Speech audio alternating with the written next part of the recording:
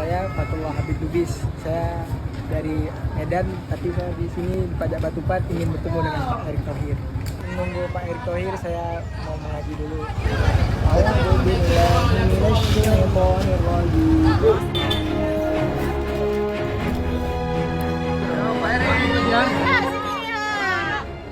Pak, tengok kena ada.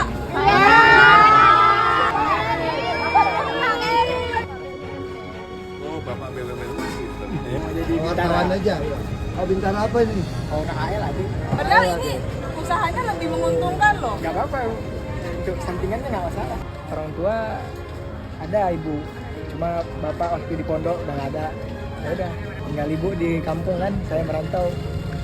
Adik-adik nomor 2 santren semua yang pernah ngapal kan, cuman 20 juz tuh ada hilang-hilang.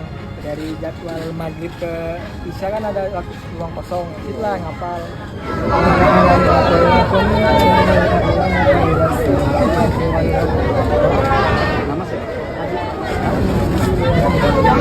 Lagi ngaji Pak. Oh, Biar bisa ketemu Bapak katanya. Sempat mau masuk mahasiswa di sosiologi, atau kan masih muda lah, mau masuk ke tentara. mau masuk bintara. Ya udah nanti dibantu tuh, ya. Nanti dibantu. Mundur lagi nih, kita kasih ruang.